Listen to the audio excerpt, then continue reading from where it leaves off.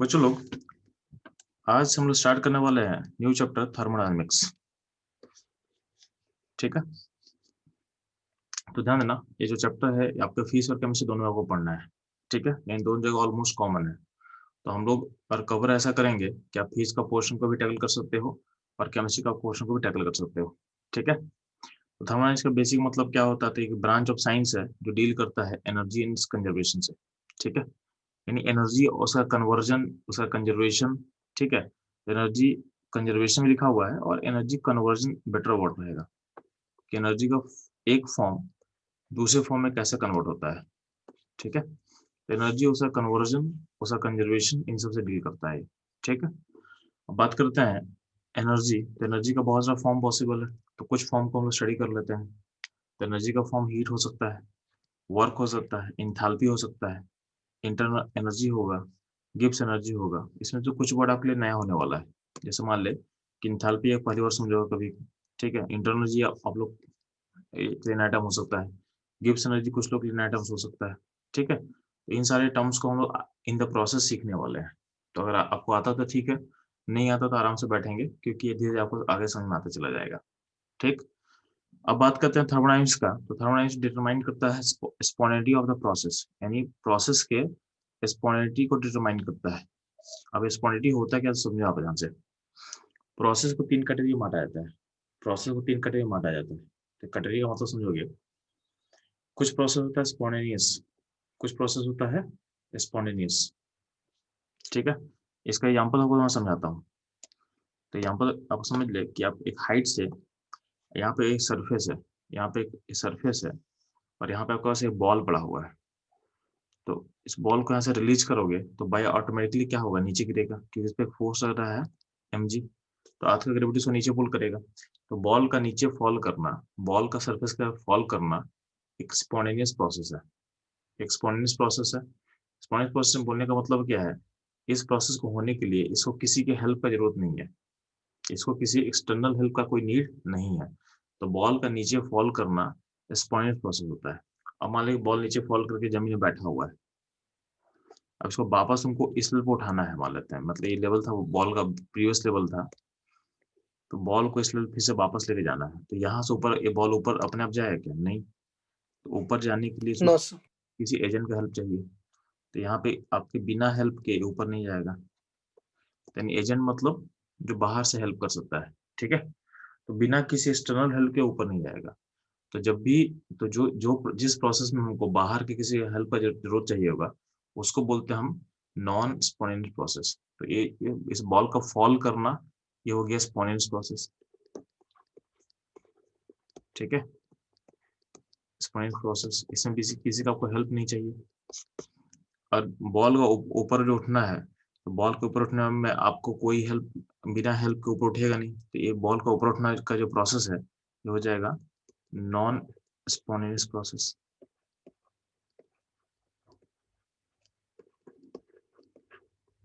ठीक है, तो स्पॉन्टेनियस समझ में आ गया आपको, नॉन स्पॉन्टेनियस समझ में आ गया। अगर मान लेते हैं कि अगर ये प्रोसेस बहुत स्लो हो जाए, बहुत स्लो होने का मतलब क्या है, कि third kind of process possible है, जिस प्रोसेस में अगर मान लेते हैं कि बॉल को, इसको दो तरीके से आप सोच सकते हो। तो पहला तरीका आप बता रहे हैं कि बॉल को यहाँ से यहाँ आने में, बॉल यहाँ से, ये बॉल नीचे जो गिर रहा है, तो बॉल यहाँ यहाँ पहुंचेगा, यहाँ से बॉल यहाँ आने में, या और बॉल जो यहाँ था उसको ऊपर पहुंचने में, यानी यहाँ से यहाँ पहुंचने में आपको लग गया 50 साल। मतलब बहुत ज्यादा टाइम लग गया। ठीक है, मतलब मूवमेंट हो रहा है, लेकिन तो हमको इसका मूवमेंट इतना स्लो होगा ना, मतलब 50 ईयर्स का टाइम हो रहा है, मतलब टाइम फ्रेम इतना बड़ा कर दिए कि मूवमेंट। इन्फिनाइट लगेगा टाइम। ठीक है, तो अगर टाइम फ्रेम अगर इनफाइनाइट लगेगा, इसका मतलब क्या है कि इस बॉल पे आपके, आपका जो, आप जब तक मतलब हो, इसके मोशन को आप ऑब्जर्व नहीं कर पाओगे। मतलब आप देखोगे तो लगेगा बॉल रुका हुआ है। मान लेते हैं हाइट, अगर 1 मीटर का हाइट मान लेते हैं इसको, तो 1 मीटर को मूव करने में 50 ईयर्स का टाइम लगा ले, तो आपको उसका मूवमेंट आपको नहीं दिखेगा। ठीक है, इन दोनों प्रोसेस में जो ब्लू कलर और जो ऑरेंज कलर से मार्क किया हुआ है, उसमें बॉल ऑलमोस्ट आपको स्टैटिक दिखेगा, ऑलमोस्ट आपको स्टैटिक दिखेगा। ठीक है, यानी इसको बोलते हैं ऑलमोस्ट रुका हुआ प्रोसेस। मतलब आपको दिख रहा है रुका हुआ, लेकिन मूवमेंट हो रहा है कि उसको आप ऑब्जर्व नहीं कर पा रहे हो। तो इस प्रोसेस को बोलते हैं हम लोग, ये जो दोनों प्रोसेस है इसको क्लब करके हम लोग बोलते हैं इसको रिवर्सल प्रोसेस, रिवर्सल प्रोसेस, ठीक है, या इसको बोलते हैं क्वाजी स्टैटिक। क्वाजी स्टैटिक का मतलब ऑलमोस्ट रुका हुआ, ठीक है। इस प्रोसेस में क्या होता है, आपका जो नेट फोर्स होता है 0 होता है, क्योंकि इस फोर्स, मान लीजिए किसी बॉल पर अगर हम बॉल का एबीडी बनाए तो हर पॉइंट पे क्या होगा, जो ऊपर एक एजेंट है और नीचे नीचे एक एमजी है, ये दोनों आपस में क्या रहा, बैलेंस कर रहा होगा। तो इस प्रोसेस में क्या होता है, जो फोर्स नेट होता है ये होता है 0, यानी नेट फोर्स क्या होता है सिस्टम पे 0 लग रहा होता है, ठीक है। तो ये 3 टाइप का प्रोसेस मिल आपको, स्पॉन्टेनियस, नॉन स्पॉन्टेनियस और क्या होता है रिवर्सिबल या फिर क्वाजी स्टैटिक, रिवर्सिबल या फिर क्वाजी स्टैटिक, या इसको बोल सकते हैं very slow process, very slow process.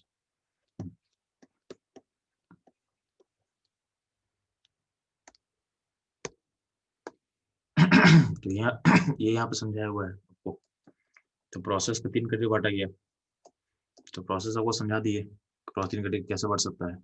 तो वो स्पॉन्टेनियस, स्पॉन्टेनियस प्रोसेस को हम लोग बोलते हैं इरिवर्सिबल, क्या बोलते हैं इरिवर्सिबल, ये फास्ट होता है, क्या होता है फास्ट होता है। नॉन, तो इसमें क्या होता है, इसको ऑकर करने के लिए आपको किसी का हेल्प का जरूरत नहीं है, अपने आप ऑकर करेगा। जो नॉन स्पॉन्टेनियस प्रोसेस है उस प्रोसेस को ऑकर करने के लिए आपको किसी एजेंट का यानी बाहर के किसी एक्सटर्नल हेल्प का आपको नीड है, वो अपने आप ऑकर नहीं करेगा, अपने आप ऑकर नहीं करेगा, ठीक है। अब ध्यान देना, अब बात करते हैं हम लोग थर्मोडायनेमिक्स। तो थर्मोडायनेमिक्स का स्टडी होता है, मतलब प्रोसेस के बारे में बात कर लिए, प्रोसेस का 3 कैटेगरी आपको समझ में आ चुका है। अब बात करें हम थर्मोडायनेमिक्स का, थर्मोडायनेमिक्स में हम लोग बेसिक स्टडी करते हैं पूरे यूनिवर्स का। तो thermodynamics is the study of universe, is the study of universe, ठीक है। अब ध्यान देना, अब पूरे यूनिवर्स को स्टडी करना पॉसिबल नहीं है, आपको यूनिवर्स दिख नहीं रहा है तो स्टडी कैसे करोगे। तो यूनिवर्स का स्टडी को 2 पार्ट में बांट रहे हैं, study of system and study of surrounding. तो सिंपल सा चीज है, हमको पूरे यूनिवर्स का स्टडी करना है, पर यूनिवर्स पे हम फोकस तो कर नहीं पा रहे हैं, तो हम क्या करते हैं, उसको 2 कैटेगरी बांट रहे हैं, system plus surrounding, system plus surrounding, ठीक है। अब था ना, जो सिस्टम प्लस सराउंडिंग होगा ये मिला के बनता है यूनिवर्स। अब इसमें क्या होता है, सिस्टम किसको बोलेंगे, तो जो स्पेस तुम्हारा ऑब्जर्वेशन का पार्ट होगा, जो स्पेस तुम्हारे ऑब्जर्वेशन का पार्ट है वो हो गया सिस्टम, और बाकी जो स्पेस बचा हुआ हो गया सराउंडिंग। तो स्पेस अंडर ऑब्जर्वेशन, सिस्टम किसको बोला गया है, तो space under observation, space under observation को तुम बोलोगे सिस्टम, ठीक है। फॉर एग्जाम्पल मान लो कि हम चाय पी रहे हैं, तो चाय का कप अगर हम मेरे आँख के सामने है तो हम चाय को कप को अपना सिस्टम बना देंगे, तो चाय का कप सिस्टम हो गया, तो बाकी जो भी स्पेस बचा है सराउंडिंग हो गया। तो जो अगर हम मान लो कि पेन से आपको हम पढ़ा रहे हैं, तो पेन पर अगर मेरा फोकस है तो पेन मेरे लिए सिस्टम हो गया, बाकी स्पेस क्या होगा, सराउंडिंग हो गया। तो जो स्पेस को हम अपने फोकस में रख रहे हैं, यानी जिसमें मेरा फोकस है, वो मेरे लिए सिस्टम हो जाता है, और उसके बाद जो बचा स्पेस क्या हो गया, मेरे लिए क्या हो गया, सराउंडिंग हो गया, ठीक है। तो सिंपल सा चीज है, सिस्टम मतलब क्या होता है, जिसमें मेरा फोकस है, यानी जो मेरा ऑब्जर्वेशन का पार्ट है वो मेरा सिस्टम हो गया, बाकी बचा हुआ जो स्पेस है वो क्या हो गया, सराउंडिंग हो गया, ठीक है। तो अगर हम सिस्टम को स्टडी करेंगे तो उससे हम लोग सराउंडिंग को लिंक कर देंगे, उससे हम सराउंडिंग को आगे लिंक कर देंगे, तो सिस्टम और सराउंडिंग दोनों का स्टडी हो जाएगा इस तरीके से, और दोनों कंबाइन करके क्या मिल जाएगा, study of universe, study of universe, ठीक है।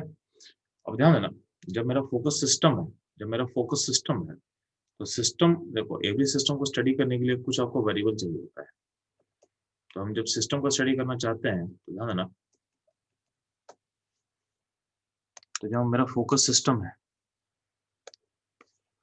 तो सिस्टम को स्टडी करने के लिए हमको कुछ वेरिएबल चाहिए होता है, ऐसा वेरिएबल जो सिस्टम के स्टेट को डिफाइन करे, सिस्टम को स्टेट को डिफाइन करे। जैसे मान ले कि गैसेस सिस्टम था, हम लोग इसे प्रीवियस क्लास में क्या पढ़ाएं, गैसेस स्टेट पढ़ाएं। तो गैसेस सिस्टम को बताने के लिए हम लोग कुछ ऐसा प्रॉपर्टी के बारे में जानेंगे जिसको हम मेजर कर सकते थे, जिसको हम मेजर करके गैस के स्टेट को हम बताते थे। तो कि उसमें क्या क्या क्या क्या क्या था वेरिएबल्स, प्रेशर था, वॉल्यूम था, टेम्परेचर था, प्रेशर, वॉल्यूम, टेम्परेचर एंड मोल। तो अगर आप इन सारे वैल्यूज को मेरे को बता दोगे तो स्टेट हम बता देंगे, सिस्टम का स्टेट को हम बता सकते हैं, सिस्टम का स्टेट कौन सा था, ठीक है। तो सिस्टम को स्टेट को डिफाइन करने के लिए कुछ हमको वेरिएबल चाहिए। कैसा वेरिएबल चाहिए? जिसको हम मेजर कर सकते हैं, जिसको हम मेजर कर सकते हैं। कोई अगर ऐसा चीज बोलेगा कि गैस का कोई पार्टिकल्स का स्पीड बताएगा, गैस के पार्टिकल की स्पीड हम कुछ निकाल नहीं पाएंगे क्योंकि पार्टिकल को तो हम देख नहीं सकते है ना। तो हमारा ऐसा प्रॉपर्टी होना चाहिए जो स्टेट ऑफ सिस्टम को बता पाए, इन सिस्टम को एज ए होल गवर्न कर सके। तो उसको हम बोलते हैं मैक्रोस्कोपी वेरिएबल, जिसको हम मेजर कर सकते हैं, जिसको हम मेजर कर सकते हैं। ठीक है, यानी ऐसा प्रॉपर्टी हम बताएंगे, यानी ऐसा हम वेरिएबल्स को एज्यूम करेंगे, मतलब अज्यूम करेंगे जिसको आप मेजर कर सकते हो। जैसे प्रेशर है, वॉल्यूम है, टेम्परेचर है, ये सिस्टम का एज ए बल्क तुम मेजर कर सकते हो। ठीक है, तो इन सारे वेरिएबल को यूज करके हम बोल सकते हैं कि सिस्टम का स्टेट अभी 1 है, तो सिस्टम स्टेट 2 पे क्या होगा। तो स्टेट 1 और स्टेट 2 को डिफाइन करने के लिए अगर मेरे को 1 और 2 का तुम पीवीटी बता दोगे तो सिस्टम का स्टेट डिफाइन हो जाएगा, सिस्टम स्टेट कहाँ से कहाँ पहुंचा हुआ है। इसको और भी हम सोच सकते हैं, मान लेते हैं कि ह्यूमन बॉडी, मान लेते हैं तुम लोग यहाँ भुवनेश्वर में हो और आप डॉक्टर बन चुके हो, आपके पास सामने एक पेशेंट है और आप एक अमेरिकन डॉक्टर से बात कर रहे हो, इन केस को डिस्कस कर रहे हो, तो आप क्या बताओगे ह्यूमन बॉडी के कि इसका टेम्परेचर बॉडी का भी इतना है, इसका ब्लड प्रेशर इतना है। ठीक है, देखिए ह्यूमन बॉडी के स्टेट को डिफाइन करने के लिए मेडिकल टर्म में कुछ कुछ पैरामीटर डिफाइन किया गया। क्या डिफाइन किया गया? तो आपका ब्लड प्रेशर, आपका टेम्परेचर, ठीक है, आपका हार्ट बीट, ठीक है, तो ये सारा कुछ, इवन आप जब डीप में जाओगे तो फिर कुछ ब्लड का कुछ कॉन्सेंट्रेशन होगा। ठीक है, तो और ज्यादा डाउन द लाइन जाओगे तो और भी कुछ पैरामीटर्स होगा जिसको अभी हम लोग नहीं जानते हैं, बट कुछ ऐसा पैरामीटर्स होगा जिसको पूरे इंडिया में, पूरे वर्ल्ड में अडॉप्ट किया हुआ है। तो आप जब बताओगे किसी और डॉक्टर को फोन पे, तो वो डॉक्टर पेशेंट को तो नहीं देख रहा है, बट उस वेरिएबल से पेशेंट की स्थिति को वो गवर्न कर सकता है, यानी पेशेंट के स्टेट को बता सकता है।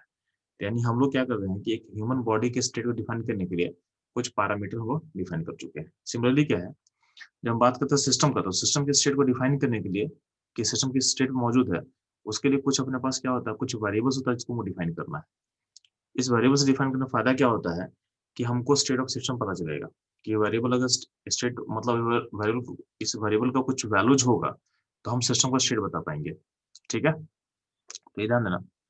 अब जो स्टेट जो जो वेरिएबल्स का मैं बात कर रहा हूँ, जिस इस वेरिएबल को हम बोलते हैं स्टेट वेरिएबल। क्या बोलते हैं? स्टेट वेरिएबल,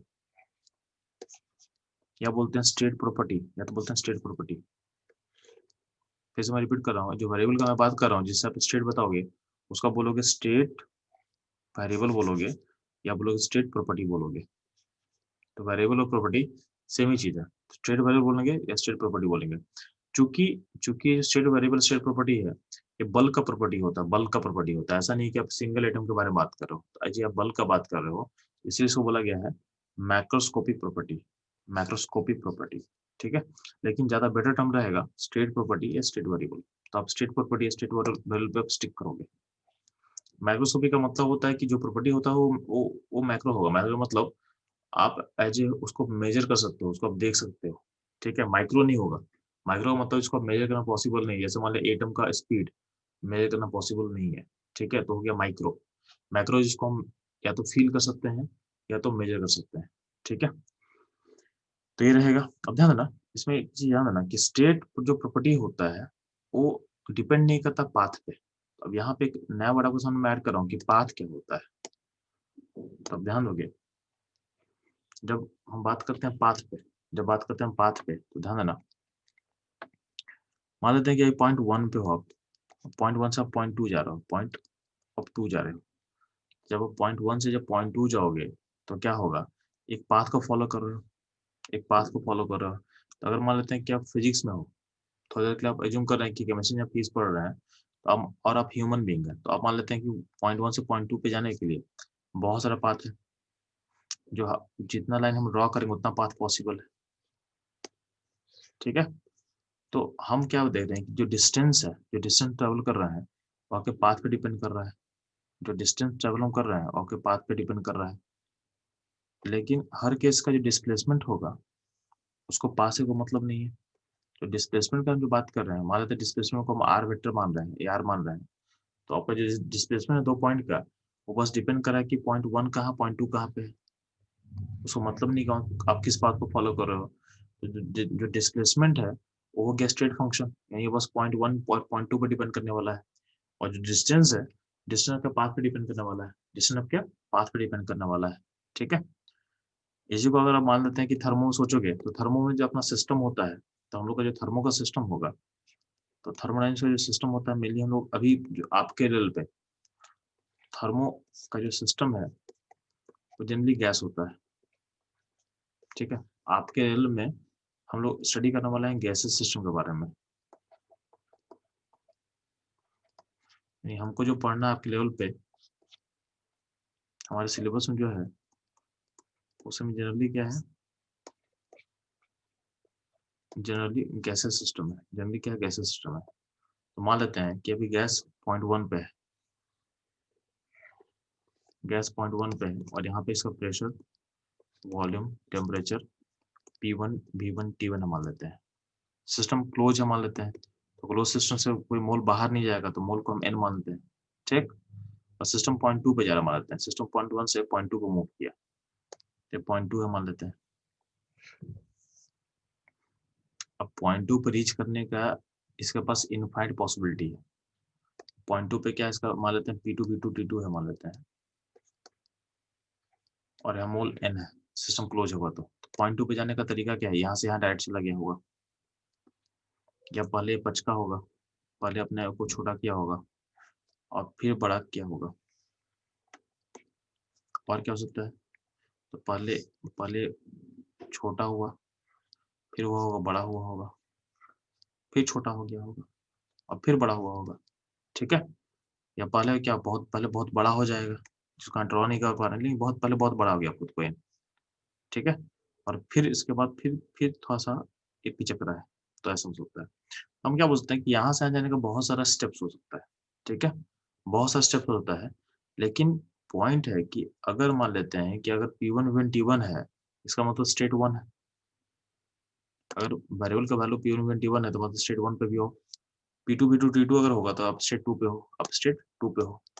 अब ये P2 V2 T2 कैसे आ रहे हो, यानी इसको कैसे एक्वायर किए हो, इससे कोई फ़र्क नहीं पड़ रहा है, इससे कोई फ़र्क नहीं पड़ रहा है। मेरा पॉइंट समझो कि हम अगर मेरा स्टेट वेरिएबल का वैल्यू P2 V2 T2 है, मतलब मेरा स्टेट डिफाइन हो चुका है, स्टेट ऐसा है। अब ये इस हम कैसे अचीव किए हैं, कोई मतलब नहीं है। यानी हम कोई ही पाथ से आएँगे, अगर मेरा सिस्टम स्टेट 2 पे पहुँचा है, तो वेरिएबल का वैल्यू P2 V2 T2 ही रहेगा।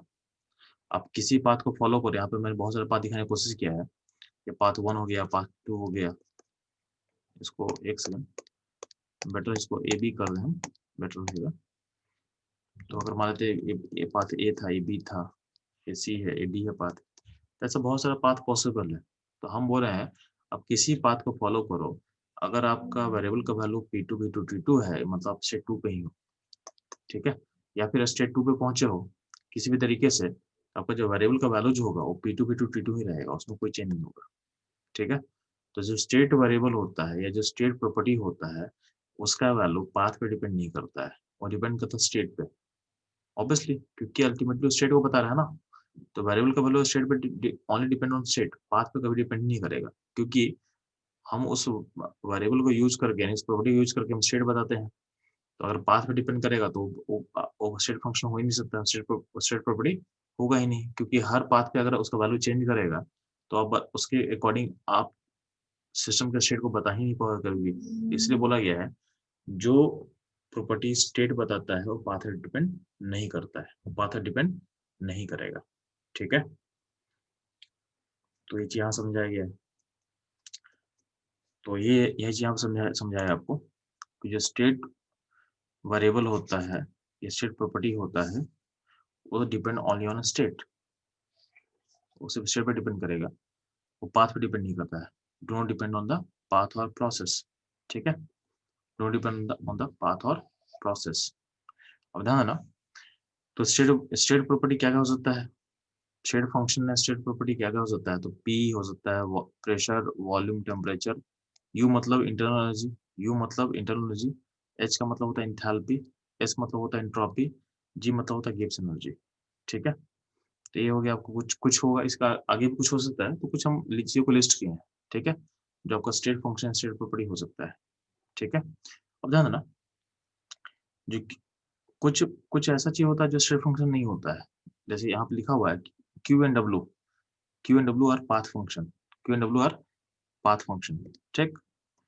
तो क्यू मतलब हीट और डब्ल्यू मतलब work, Q and work our path function. ये स्टेट फंक्शन नहीं होता है, क्या होता है, दोनों पाथ फंक्शन होता है, ये पाथ फंक्शन है, ठीक है। तो इसको क्या रखेंगे, ठीक है। अब ध्यान देना, जो भी स्टेट फंक्शन होता है, जो भी स्टेट प्रॉपर्टी होता है, उसको दो पार्ट में बांट रहे हैं, उसको दो पार्ट में बांट रहे हैं, इसको दो पार्ट में बांटा गया है। तो कुछ प्रॉपर्टी को बोला गया है इंटेंसिव प्रॉपर्टी, कुछ प्रॉपर्टी बोला गया है इंटेंसिव प्रॉपर्टी, और कुछ प्रॉपर्टी बोला जाता है एक्सटेंसिव प्रॉपर्टी। तो स्टेट वेरिएबल, ठीक है, ये स्टेट प्रॉपर्टी को दो पार्ट में क्लासिफाई कर रहे हैं, एक होता है एक्सटेंसिव, एक होता है इंटेंसिव। तो पॉइंट होता है कि एक्सटेंसिव इंटेंसिव किसको हम बोलेंगे, किसको हम बोलेंगे, तो बोला गया है कि ऐसा प्रॉपर्टी जो अमाउंट पे डिपेंड करे, ऐसा प्रॉपर्टी जो अमाउंट या फिर मास पे डिपेंड करे, उसको बोलते हैं हम एक्सटेंसिव प्रॉपर्टी। जो मास पे डिपेंड करता है, जो अमाउंट पे डिपेंड करता है, उसको बोलते हैं हम एक्सटेंसिव प्रॉपर्टी। और जो प्रॉपर्टी अमाउंट या मास पे से इंडिपेंडेंट हो, मास पे डिपेंड ना करे, उसको बोलते हैं हम लोग इंटेंसिव प्रॉपर्टी। तो independent on off amount of substance, यानी मास पे यानी अमाउंट पे डिपेंड नहीं करता है, ठीक है। तो ये दो पार्ट में क्लासिफाई किया गया। अब ध्यान देना, बहुत सिंपल चीज है कि हाउ टू आइडेंटिफाई, और आपसे पूछा जाएगा how to identify, how to identify properties intensive और extensive, intensive और extensive। तो बहुत सिंपल है, बहुत सिंपल है। जैसे मान लें कि आप क्या करोगे, जब भी किसी प्रॉपर्टी को हम बोलेंगे कि एक्सटेंसिव है कि इंटेंसिव है बताने के लिए, तो बहुत सिंपल तरीका इसका है, आप क्या करना, जिस प्रॉपर्टी का हम बात कर रहे हैं उसको किसी भी सब्सटेंस से लिंक कर देना, ठीक है। जैसे मान लेते हैं वॉल्यूम का हम बात करना चाहते हैं कि वॉल्यूम कैसा प्रॉपर्टी है, तो आप मान लें आप दिमाग में कोई कोई सब्सटेंस सोच लो। जैसे मेरे दिमाग में वाटर आ गया, मेरे दिमाग में वाटर आ चुका है। अब क्या करेंगे, वाटर के मास को चेंज करो, तो और देखो कि वॉल्यूम चेंज कर रहा है कि नहीं कर रहा है, ठीक है। कुछ भी सोच लो ना, जो भी दिमाग में आ गया उसे सोचना आपको है। जैसे तुम्हारे दिमाग में बुक्स आ गया, किताब आ गया, किताब के अमाउंट को चेंज करो। एक किताब है, दो, चार किताब, पांच किताब लो। अब देखो किताब का नंबर चेंज करने से उसका अमाउंट चेंज हो रहा है, उसके अमाउंट चेंज करने से देखो वॉल्यूम चेंज हो रहा है कि नहीं हो रहा है। तो आपको दिख रहा है किताब को अगर नंबर हम चेंज करेंगे तो वॉल्यूम चेंज हो रहा है, यानी इसका मतलब क्या होगा कि वॉल्यूम कैसा होगा, तो मास पे डिपेंडेंट होगा, मास पे डिपेंड होगा, तो वॉल्यूम कैसा होगा, एक्सटेंसिव प्रॉपर्टी होगा, ठीक है।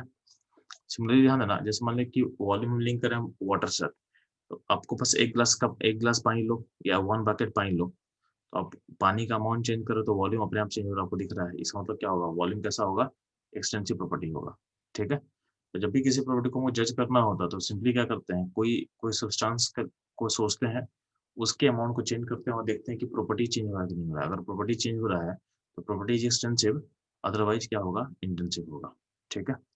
जैसे मान ले एक होता है टर्म होता है एनर्जी का टर्म होता है एनर्जी। तो आपको पता है कि एनर्जी का टर्म क्या होता है, कि जैसे मान लेते हैं अब गैस का हम बात करते हैं, तो अगर एनर्जी ऑफ गैस का हम बात कर रहे हैं तो आपको पता है कि हर गैस के पार्टिकल का अपना काइनेटिक एनर्जी है। तो जैसे आप गैस का पार्टिकल बढ़ाओगे, मास बढ़ाओगे, तो हर पार्टिकल की एनर्जी को आपको एडअप करना पड़ेगा, एडअप करना पड़ेगा। तो आपका एनर्जी क्या होगा, पार्टिकल के नंबर पे डिपेंड करने लगा, यानी अमाउंट पे डिपेंड करने लगा। इसको और भी सोच सकते हो, मान लेते हैं कि हम किसी भी ह्यूमन की एनर्जी को हम देख रहे हैं, तो मान लेते हैं अगर ह्यूमन एक है तो एनर्जी कुछ होगा, दो होगा तो एनर्जी और एडअप होता चला जाएगा। तो जितना लोग को बढ़ाओगे उसका एनर्जी क्या होगा, उसका एडअप होता है। तो एनर्जी का टर्म भी क्या होता है, कहीं ना कहीं आपके अमाउंट पे डिपेंड करता है, तो एनर्जी भी क्या होगा, एक्सटेंसिव होगा। तो एनर्जी का कोई भी फॉर्म, एनर्जी का कोई भी फॉर्म, चाहे वो इंटरनल एनर्जी हो, चाहे काइनेटिक एनर्जी हो, चाहे पोटेंशियल एनर्जी हो, ठीक है, चाहे वो इंथैल्पी हो, चाहे गिब्स एनर्जी हो, चाहे वर्क हो, ये सारा का सारा क्या हो जाएगा, सारा सारा एक्सटेंसिव हो जाएगा, सारा सारा क्या होगा, एक्सटेंसिव हो जाएगा, ठीक है। इंटेंसिव का बात करें, जैसे बात करते हैं डेंसिटी का, हम बात करें डेंसिटी का, तो डेंसिटी के लिए दिमाग में मेरा वाटर आ रहा है। तो वाटर का डेंसिटी देखोगे, तो वाटर डेंसिटी चाहे एक ग्लास का हो चाहे एक बकेट का हो, डेंसिटी फिक्स होता है, डेंसिटी फिक्स होता है, डेंसिटी चेंज तो करता नहीं है। तो अब मैं वाटर का अमाउंट चेंज कर रहा हूँ लेकिन आपका डेंसिटी क्या है, डेंसिटी फिक्स है।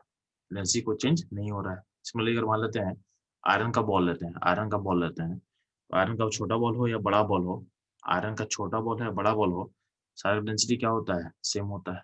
ठीक है, तो डेंसिटी को कैसे रखेंगे, तो डेंसिटी हो जाएगा आपका इंटेंसिव प्रॉपर्टी। क्या हो जाएगा, इंटेंसिव प्रॉपर्टी। तो इस तरह से प्रॉपर्टी को दो पार्ट में बांटा है, प्रॉपर्टी को हम दो पार्ट में बांट रहे हैं। ठीक है, तो यहाँ ध्यान देना एक्सटेंसिव प्रॉपर्टी में किसको रखा गया है, तो वॉल्यूम हो गया, ये सारा जो फॉर्म है ये सब फॉर्म एनर्जी का है, ये सारा फॉर्म एनर्जी का है। तो एनर्जी का कोई फॉर्म होगा उसको आप एक्सटेंसिव बोल सकते हो। इंटेंसिव में क्या होगा जी, डेंसिटी हो सकता है, या होता है रिफ्रैक्टिव इंडेक्स, रिफ्रैक्टिव इंडेक्स। ठीक है, तो रिफ्रैक्टिव इंडेक्स क्या होता है, तो यार आप अगर किसी ग्लास का या वाटर का रिफ्रैक्टिव इंडेक्स अगर देखते हो तो आप पढ़ोगे ऑप्टिक्स, और 10th में पढ़ोगे ऑप्टिक्स, तो उसमें पढ़ाया गया होगा कि अब वाटर का रिफ्रैक्टिव इंडेक्स फिक्स होता है, चाहे वो तुम एक बकेट पानी का लो, चाहे एक पॉन्ड का लो, चाहे ओशियन का लो, आपका रिफ्रैक्टिव इंडेक्स क्या हो, फिक्स होगा। सिमिलरली ग्लास का रिफ्रैक्टिव इंडेक्स फिक्स होता है, चाहे वो ग्लास छोटा हो बड़ा हो, उसके इंडेक्स में कोई चेंज नहीं होगा। तो रिफ्रैक्टिव इंडेक्स भी क्या होगा, आपका होगा इंटेंसिव प्रॉपर्टी। हम बात करते हैं पोटेंशियल डिफरेंस का, पोटेंशियल डिफरेंस का। तो पोटेंशियल डिफरेंस होता क्या है, तो आपको बोला गया कि पॉइंट 1 से पॉइंट 2 में किसी चार्ज को, किसी चार्ज क्यू को ले जाने में आप W काम कर रहे हो। ठीक है, तो बोला पोटेंशियल डिफरेंस को मैं डिफाइन कर रहा हूँ, जो आप लोगों को 10th में पढ़े होंगे। तो बोला गया पॉइंट 1 से पॉइंट 2 में किसी चार्ज क्यू को ले जाने में आप W काम करते हो, तो पॉइंट 1 और 2 के बीच का जो पोटेंशियल डिफरेंस होता है उसको डिफाइन किया गया है work by charge, work by charge. तो होता क्या है, तो पॉइंट 1 से 2 में अगर तुम्हारा चार्ज को आप चेंज करोगे, चार्ज को चेंज करोगे, तो वर्क भी चेंज होगा, वर्क भी चेंज होगा, पर W बाई क्यू का रेशियो है वो चेंज नहीं होता है। मतलब हम क्या बोलना क्या चाह रहे हैं, चार्ज के अमाउंट के चेंज करने से वर्क का वैल्यू चेंज करेगा, बट वर्क बाई चार्ज का जो वैल्यू है वो फिक्स रहता है। यानी क्या होता है, potential difference between two points is independent of charge. जो चार्ज आपके हाथ में है, जिसको आप लेके मूव कर रहे हो, उसे उसको कोई फर्क नहीं पड़ रहा है, उसे कोई फर्क नहीं पड़ रहा है। ठीक है, तो पोटेंशियल डिफरेंस कैसा क्वांटिटी हो गया, तो हो गया इंटेंसिव क्वांटिटी। इसके अंदर क्या हो सकता है, तो बैटरी का पोटेंशियल, बैटरी का पोटेंशियल भी क्या होता है, एक पोटेंशियल डिफरेंस की तरह होता है। तो बैटरी के पोटेंशियल को पोटेंशियल डिफरेंस की तरह मान सकते हो, तो ये भी इस कैटेगरी में आ जाएगा, वो भी इस कैटेगरी का पार्ट हो जाएगा। बैटरी के पोटेंशियल को हम बोलते हैं EF, इलेक्ट्रोमोटिव फोर्स। ठीक है, इलेक्ट्रोमोटिव फोर्स। तो ये भी क्या होता है, ये भी होगा आपका इंटेंसिव प्रॉपर्टी। अब जो CS और CM है, तो ये होता है CS मतलब स्पेसिफिक हीट कैपेसिटी, CS होता है स्पेसिफिक हीट कैपेसिटी। तो स्पेसिफिक हीट कैपेसिटी हम लोग आगे पढ़ेंगे। ठीक है, और ये होता है आपका इंटेंसिव प्रॉपर्टी, ये होता है आपका इंटेंसिव प्रॉपर्टी। ठीक, इसके अलावा जो प्रेशर टेम्परेचर है, तो मान लेते हैं कि आप अभी रूम में हो, आप अपने रूम में हो, तो आपका रूम अगर बंद कर दे, आपका रूम अगर बंद कर दे, तो आपके रूम में प्रेशर टेम्परेचर होगा। आपके रूम का अगर खोल दे, तो क्या होगा, आपके आपके रूम में बाहर भी गैस ऐड हुआ है, बाहर भी कुछ ना कुछ गैस होगा, लेकिन सारा गैस क्या इक्विलिब्रियम में चिपक चुका है। तो आपका प्रेशर यहाँ इस रूम में, जिस रूम में आप बैठे हो उस रूम में जो होगा, वही प्रेशर टेम्परेचर दूसरे रूम में होगा। यानी गैस के अमाउंट को हम चेंज करने से, क्योंकि सारा गैस एक एक इक्विलिब्रियम को अचीव कर चुका है, उसके P और T के वैल्यू को चेंज नहीं मिल रहा है, आपका वॉल्यूम बड़ा हो जा रहा है, आपका वॉल्यूम बड़ा हो जा रहा है, क्योंकि नया रूम का वॉल्यूम ऐड हो जा रहा है। तो गैस आप ऐड किए हो, तो आपका वॉल्यूम में तो इंक्रीज है, बट आपका P और T जो फील कर रहे हो आपके बॉडी पे, उसमें कोई चेंज नहीं हो रहा है। तो आप ऐसा बोल सकते हो कि जो प्रेशर टेम्परेचर है, वो भी क्या होगा, वो भी होगा आपका इंटेंसिव प्रॉपर्टी। वो कैसा होगा, आपका इंटेंसिव प्रॉपर्टी। ठीक है, ठीक है। तो बच्चों लोग, आप लोग इंटेंसिव और एक्सटेंसिव प्रॉपर्टी आप लोग समझ आ चुका है। ठीक है, आपके नोट्स में एक पॉइंट लिखा हुआ है। ठीक है, और उस नोट्स पे पॉइंट से पहले मैं आपको बता चुका हूँ कि आपका जो हीट और वर्क होता है, क्यू क्यू का मतलब होता है हीट नहीं होता है, ये होता है हीट एक्सचेंज, हीट एक्सचेंज। और डब्ल्यू मतलब वर्क, क्या होता है, वर्क। तो ये दोनों क्या होता है, ये दोनों होता है पाथ फंक्शन, क्या होता है, पाथ पे डिपेंड करता है। ये दोनों क्या होता है, पाथ फंक्शन होता है। ठीक है, बट ध्यान देना, आपके यहाँ नोट्स में एक टर्म लिखा हुआ उसको समझना आपको है। नोट्स में लिखा क्या हुआ है कि irreversible work is a state function and reversible work is a path function. तो इसको पहले आपको समझना है। अब लिखा हुआ है वर्क को दो पार्ट में बांटा है, वर्क को दो पार्ट में बांटा है। वर्क एक है रिवर्सल प्रोसेस का, वर्क है एक रिवर्सल प्रोसेस का, और एक वर्क होता है इरिवर्सल प्रोसेस का, इरिवर्सिबल प्रोसेस का। ठीक है, बोला गया है जो वर्क इरिवर्सिबल होगा वो आपका स्टेट फंक्शन होता है, वो पाथ पे डिपेंड नहीं करता, पाथ पे डिपेंड नहीं करता है। तो अभी बोलने का मतलब क्या समझो यहाँ पे, तो इसको पहले आपको समझना पड़ेगा, तो ध्यान देना।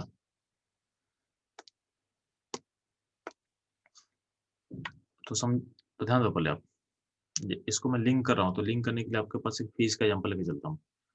फिजिक्स में आप पढ़ते होगे कि आपका एक ग्रेविटी होता है, ग्रेविटी होता है, तो अगर किसी बॉल को आप उठा रहे हो और ग्रेविटी उसको खींच रहा है, ग्रेविटी नीचे खींच रहा है एमजी से,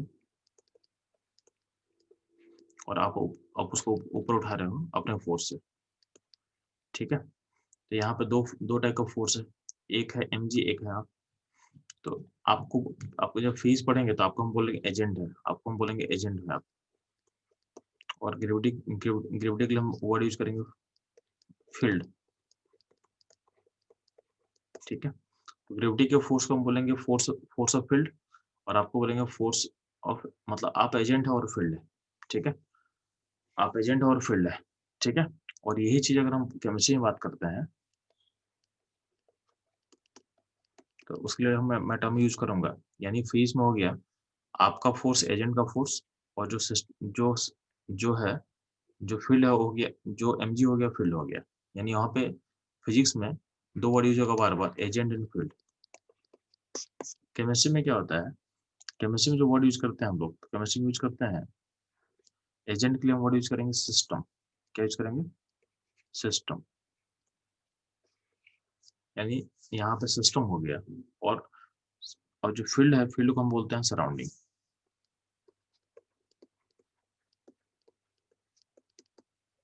ठीक है, तो यहाँ पे हम दो वर्ड यूज करेंगे, system and surrounding, system and surrounding. ठीक है, सिस्टम एंड सराउंडिंग। अब हम बात करते हैं वर्क का। अब वहाँ जैसे बोलते हैं एजेंट का वर्क, तो एजेंट का वर्क के लिए हम लोग केमिस्ट्री में यूज करेंगे वर्क ऑफ सिस्टम। तो इसका work of agent, work of agent के लिए केमिस्ट्री में रहता है वर्क ऑफ सिस्टम। ठीक है, और हम बात करते हैं फील्ड का, तो इसके लिए वर्ड होता है work of field, work of field, work of field. इसके लिए केमिस्ट्री में वर्ड रहेगा work of surrounding, work of surrounding.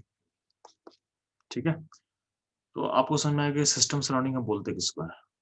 ठीक है, अब ये जो एग्जाम्पल है उसी से हम लेके चलते हैं, हम एग्जाम्पल उसी से लेके चलते हैं, लेकिन उससे पहले आपको ध्यान देना है रिवर्सल प्रोसेस का मतलब क्या होता है। तो आप पढ़ चुके हो, तो सबसे पहले हम लोग स्टडी करते हैं रिवर्सल प्रोसेस के बारे में, रिवर्सिबल के बारे में। तो रिवर्सल प्रोसेस समझो यहाँ पे ध्यान से। तो मान लेते हैं किसी किसी ऑब्जेक्ट पे दो फोर्स लग रहा है, एक पूरा सिस्टम का फोर्स लग रहा है और एक लग रहा है सराउंडिंग का फोर्स लग रहा है। हम लोग क्या पढ़े हैं, जो सिस्टम सराउंडिंग का फोर्स होता है रिवर्सल प्रोसेस में बराबर होता है, ऑलमोस्ट बराबर होता है।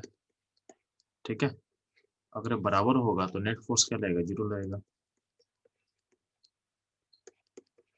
आलो फीस में एक लॉ पढ़ते हो यार, ये थ्योरम पढ़ते होगे, वर्क एनर्जी थ्योरम। क्या पढ़े होगे आप लोग, वर्क एनर्जी थ्योरम। तो अगर बात करते इस सिस्टम में अप्लाई करें हम वर्क एनर्जी थ्योरम,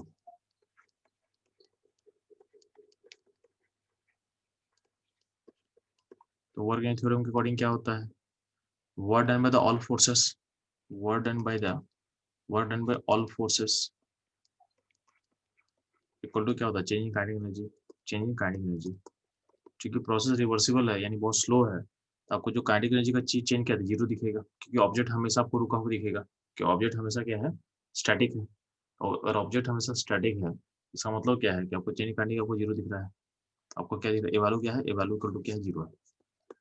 ठीक है, तो यहाँ पे इस सिस्टम में 2 फोर्स लग रहा है, एक है सिस्टम का, एक है सराउंडिंग का। तो सिस्टम का फोर्स का जो वर्क होगा उसको बोल सकते हैं वर्क ऑफ सिस्टम, और यहाँ पे जो सराउंडिंग का होगा उसको बोलते हैं वर्क ऑफ सराउंडिंग। दोनों का वैल्यू मिलकर क्या हो रहा है, 0 हो रहा है। इसका मतलब क्या है, रिवर्सल प्रोसेस में अगर हम बात करते हैं रिवर्सल प्रोसेस में, उसमें क्या होता है, सिस्टम और सराउंडिंग का वर्क मिलकर 0 हो रहा है। इसका मतलब जो सिस्टम का वर्क होगा वो माइनस ऑफ सराउंडिंग होगा, और उल्टा सोच सकते हो आप, उल्टा सोच सकते हो, ठीक है। उल्टा कैसे सोच सकते हो, जो सराउंडिंग का वर्क होगा वो जस्ट सिस्टम का नेगेटिव होगा, यानी सिस्टम सिस्टम और सराउंडिंग का वर्क क्या होता है, एक दूसरे का उल्टा होगा। कब, अगर प्रोसेस रिवर्सिबल होगा, प्रोसेस अगर रिवर्सिबल होगा। तो इन रिवर्सल प्रोसेस में अब क्या होगा, जो सिस्टम का वर्क है और जो सराउंडिंग का वर्क है, उन दोनों का मैग्नीट्यूड सेम होगा, मैग्नीट्यूड सेम होगा, बट डायरेक्शन क्या होगा, डायरेक्शन क्या होगा, रिवर्स करेगा, उल्टा करेगा, ठीक है। तो रिवर्सल प्रोसेस में ध्यान देना कि आप जिस पाथ को फॉलो कर रहे हो, जिस पाथ को फॉलो करोगे, तो उस पाथ के अकॉर्डिंग आप काम करोगे, उस पाथ के अकॉर्डिंग आप काम करोगे, ठीक है। तो ये ध्यान देना, तो ये रहेगा आपका रिवर्सल प्रोसेस के बारे में, ठीक। अगर हम बात करते हैं, अगर हम तो यहाँ पे रिवर्सल प्रोसेस का जो अपने काम का चीज क्या बोल रहे हैं कि इस केस में जो सिस्टम और सराउंडिंग का वर्क क्या हुआ, इक्वल एंड अपोजिट होता है, ठीक है। अगर आपका प्रोसेस रिवर्सिबल चल रहा हो तो आप दोनों का वैल्यू निकाल सकते हो। क्यों, देखो, अगर मान लेते हैं कि आपका आपका सिस्टम ग्रेविटी वाला है, तो अगर इसका मास m मान लेते हैं तो फोर्स ऑफ सराउंडिंग क्या होगा, mg होगा। इस mg को बैलेंस करने के लिए अगर आपका प्रोसेस रिवर्सिबल है तो सिस्टम का फोर्स का वैल्यू भी क्या होगा, mg के बराबर ही होगा। तो अगर आपका रिवर्सल प्रोसेस है तो फोर्स का वैल्यू आपको नोन होता है, क्योंकि सराउंडिंग का फोर्स का वैल्यू आपको पता है mg है, और अब चूंकि प्रोसेस बहुत स्लो है तो सिस्टम भी फोर्स उतना ही लगेगा जितना सराउंडिंग लगा रहा होगा, तो उसका भी क्या mg हो गया। तो अगर आप मान लेते हैं कि आप x डिस्टेंस नीचे मूव किए हो, अगर मान लेते हैं कि आपका ऑब्जेक्ट नीचे x मूव किया है, तो उस केस में जो सराउंडिंग का वर्क होगा वो हो जाएगा माई mg x हो जाएगा, और जो सिस्टम का वर्क होगा वो हो जाएगा माइनस mgx हो जाएगा, माइनस mgx हो जाएगा, क्योंकि सिस्टम का फोर्स ऊपर लग रहा है और मूवमेंट नीचे हो रहा है, तो फोर्स और डिस्प्लेसमेंट का डायरेक्शन क्या है, अपोजिट है, तो वर्क क्या हुआ, नेगेटिव होगा। लेकिन दोनों का वैल्यू क्या है, इक्वल एंड अपोजिट है, दोनों का वैल्यू क्या है, इक्वल एंड अपोजिट है। तो हम बोला क्या चाह रहे हैं कि प्रोसेस रिवर्सल होता है तो आप फोर्स यानी वर्क ऑफ सिस्टम भी निकाल सकते हो और वर्क ऑफ सराउंडिंग निकाल सकते हो, ठीक है। कितना ध्यान देना, तो रिवर्सल प्रोसेस में वी कैन कैलकुलेट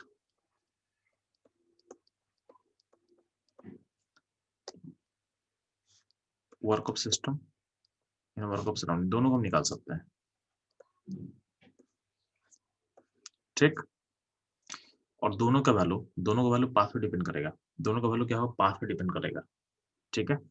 पाथ पे डिपेंड कैसे करेगा ये थोड़ा सा आपको बाद में समझ में आ जाएगा, क्योंकि अगर आप ग्रेविटी में बात करते हो तो ग्रेविटी एक कंजर्वेटिव फोर्स फील्ड है, ग्रेविटी एक कंजर्वेटिव फोर्स फील्ड है। तो कंजर्वेटिव फोर्स फील्ड में कभी कभी होगा कि आपका जो वर्क होता है वो पाथ पे नहीं हो, डिस्प्लेसमेंट डिपेंड करता है।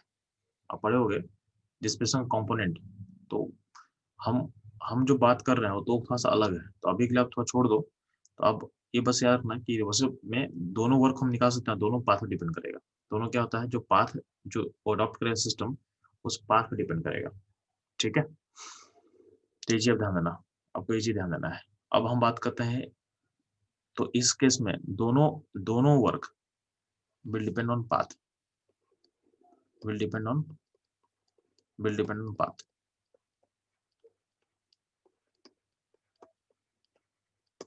ठीक। अब हम बात कर रहे हैं, नेक्स्ट है अपना इरिवर्सल प्रोसेस, इरिवर्सिबल प्रोसेस। इसका मतलब ध्यान दे, यानी हम इसका मतलब क्या है, फास्ट प्रोसेस है। तो फास्ट है इरिवर्सिबल का मतलब क्या है कि आपका जो ऑब्जेक्ट है उसे दो फोर्स था, एक था सराउंडिंग का और एक है सिस्टम का। यहाँ पे दोनों फोर्स बैलेंस नहीं कर रहा है, यहाँ पे दोनों फोर्स बैलेंस नहीं कर रहा है, दोनों फोर्स इक्वल नहीं है।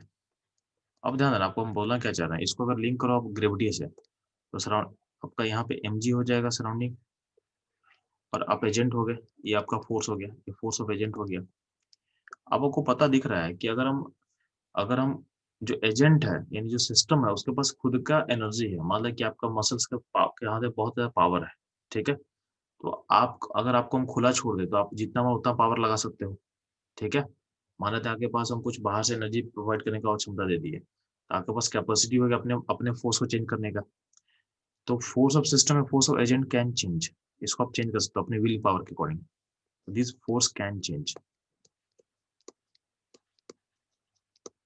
ठीक, तो एजेंट या फिर सिस्टम पे डिपेंड करता है उसको कैसे चेंज करेगा, उसमें मेरा कोई कंट्रोल नहीं है। यानी बाहर जो स्पेक्टेटर बैठा हुआ है, जो बैठ के देख रहा है गेम को, उसको उसका कोई कंट्रोल नहीं है।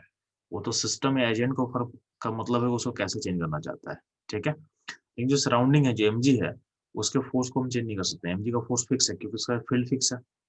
तो एमजी या सराउंडिंग का फोर्स होता है, इसको आप चेंज नहीं कर सकते हो। तो इरिवर्सिबल प्रोसेस में ये क्या होता है, कांस्टेंट होता है। मान लेते हैं किसी बॉल को बहुत फास्ट ऊपर मूव करोगे तो आपका फोर्स बहुत ज्यादा है, लेकिन फील्ड का फोर्स क्या है, फील्ड का फोर्स क्या है, कांस्टेंट है, एमजी ही लगेगा। अगर बॉल नीचे रैपिडली गिरेगा तो आपका फोर्स घट जाएगा, आपका फोर्स घटेगा, बट फील्ड का फोर्स क्या है, वही एमजी है। तो आपको ये आप ये बोल सकते हो कि फील्ड या सराउंडिंग का फोर्स क्या होता है, कांस्टेंट होता है। तो इरिवर्सिबल प्रोसेस में एजेंट का फोर्स चेंज होता है, फील्ड का फोर्स चेंज नहीं होता है, यानी सराउंडिंग का फोर्स चेंज नहीं होता। तो आप ऐसा बोल सकते हो क्या कि जो इरिवर्सिबल प्रोसेस है, इरिवर्सिबल प्रोसेस है, एक कांस्टेंट फोर्स होगा, constant force, constant force process with respect to surrounding. तो सराउंडिंग के रिस्पेक्ट में ये जो फोर्स का जो प्रोसेस होगा ये कांस्टेंट रहेगा। अब ध्यान देना, अगर सराउंडिंग का फोर्स कांस्टेंट है तो फोर्स बाय एरिया क्या होता है, फोर्स बाय एरिया क्या होता है, फोर्स बाय एरिया होता है प्रेशर। तो सराउंडिंग का फोर्स बाय एरिया क्या होगा, सराउंडिंग का प्रेशर। और सिस्टम का फोर्स बाय एरिया क्या होता है, सिस्टम का प्रेशर। तो हम ऐसा बोल सकते हैं क्या कि जो रिवर्सल प्रोसेस है उसमें सराउंडिंग का जो प्रेशर है कांस्टेंट होता है। क्या होता है, सराउंडिंग का प्रेशर क्या होता है, कांस्टेंट होता है। सिस्टम का प्रेशर चेंज हो सकता है क्योंकि सिस्टम का फोर्स चेंज हो रहा है, बट सराउंडिंग का जो प्रेशर या फोर्स है उसमें कोई चेंज नहीं होगा। तो आप ऐसा बोल सकते हो कि जो रिवर्सल प्रोसेस है is isobaric, is isobaric, is isobaric with respect to surrounding. यानी सराउंडिंग के रिस्पेक्ट में ये क्या होता है, ये होता है आइसोबेरिक। क्या होता है, आइसोबेरिक। ठीक है, ये आपको इतना क्लियर हो चुका है। अब ध्यान देना कि अगर हम एक इरिवर्सिबल प्रोसेस को हम करेंगे, यानी रैपिडली कोई प्रोसेस रैपिड करते हैं तो आपका सराउंडिंग का फोर्स या प्रेशर तो चेंज होता नहीं है। तो अब ध्यान दें इसको यहाँ से। तो अगर आप बॉल को बहुत रैपिडली ऊपर उठाओगे तो बॉल पे नीचे फोर्स क्या लगेगा, एमजी लगेगा। और ऊपर जो फोर्स लग रहा है आपका सिस्टम का फोर्स लग रहा है, या इसको बोल सकते हैं एजेंट का फोर्स लग रहा है। ठीक है, तो बहुत रैपिड उठाओगे तो इसका मतलब क्या होगा, force of system is greater than MG होगा, तभी ऊपर जाएगा। ठीक है, तो इसमें ऊपर जाएगा तो आपको वर्क ऑफ सराउंडिंग तो फिक्स है ना, वर्क ऑफ सराउंडिंग में कोई चेंज नहीं होगा जी। ये क्या ऊपर जाएगा और मान लेते हैं एक्स मूव करेगा, एक्स मूव करे तो वैल्यू क्या होगा, माइनस एम जी एक्स होगा। अब आप फोर्स का वैल्यू कुछ भी रखो, आप फोर्स को 100 न्यूटन रखो, इस फोर्स को 100 रखो, 200, 500, 1000, 5000 कुछ भी रखो, तो सिस्टम के फोर्स पे क्या ये सराउंडिंग का काम डिपेंड किया क्या, नहीं। सराउंडिंग का जो काम है वो सिस्टम के फोर्स पे डिपेंड नहीं कर रहा है, क्योंकि सराउंडिंग का फोर्स खुद में ही कांस्टेंट है। ताकि बहुत रैपिडली ऊपर पुल करने से सराउंडिंग का फोर्स को कोई मतलब नहीं हुआ, तो सराउंडिंग का वर्क क्या रहेगा, फिक्स रहेगा। ठीक है, बात करते हैं सिस्टम का वर्क। तो सिस्टम का जो वर्क हो इस केस में ये क्या होगा, आपका force of system into x होगा। अब प्रॉब्लम क्या है कि जो फोर्स ऑफ सिस्टम है ये क्या होता है हमको खुद नहीं पता है। अगर मान लो बहुत रैपिडली हम पुल किए तो जो बाहर बैठा हुआ आदमी है वो कभी भी जज नहीं कर पाएगा कि मेरा फोर्स का वैल्यू कितना है, मेरा फोर्स का वैल्यू कितना है। तो वो जो फोर्स ऑफ सिस्टम क्या वेरिएबल है,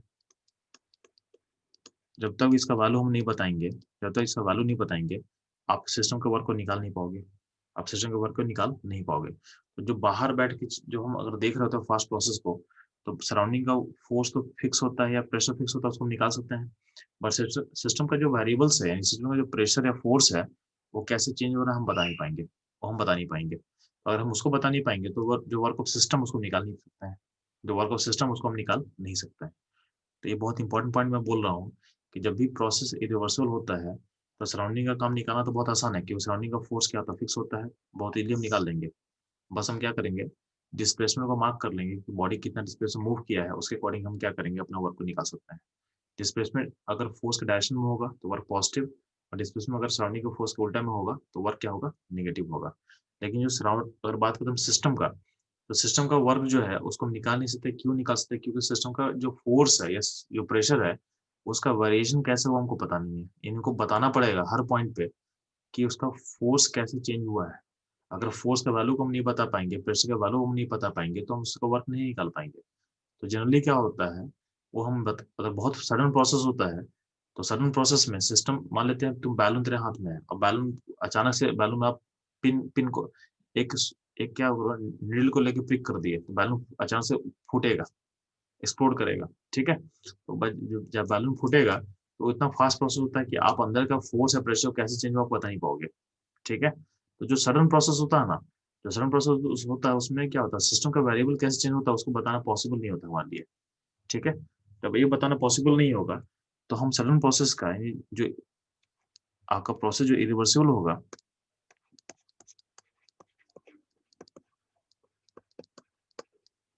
तो आपका जो प्रोसेस इरिवर्सिबल होगा, ठीक है, उसमें सिस्टम का वर्क डिफाइन नहीं कर सकते हैं। Work of system, work of system is not defined, work of system is not defined, not defined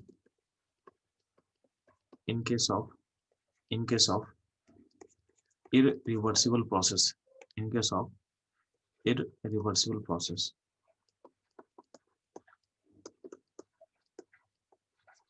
ठीक है, हाँ, जो work of surrounding defined, work of surrounding can is defined, is defined, क्योंकि उसको हम निकाल सकते हैं, क्योंकि हम उसको निकाल सकते हैं, is defined for irreversible process. तो सराउंडिंग का वर्क डिफाइंड है, सिस्टम का वर्क डिफाइंड नहीं होता है। ठीक है, ये चीज ध्यान देना। और सराउंडिंग का जो वर्क होता है, अगर मान लेते हैं कि आप एक्स डिस्टेंस मूव किए हो, अब चाहे जैसे ही मूव किए हो, ठीक है, स्लो में मूव किया, फास्ट मूव किए, तो क्या पाथ पे डिपेंड कर रहा है? नहीं, सराउंडिंग का जो वर्क आप डिफाइन कर भी रहे हैं, तो अगर मान लेते हैं कि आपका मूवमेंट हो रहा है, मान लेते हैं ये ऊपर मूव किया है यहाँ से यहाँ तक, अब आप इसको, अब इस बॉल का उठा के पल आप यहाँ से यहाँ ले गए, यहाँ से घुमा के यहाँ पहुंचा दिए, ठीक है, या बॉल को ऊपर नीचे नीचे लेके ऊपर यहाँ पहुंचा, तो आपके पाथ पे डिपेंड कर रहा है क्या?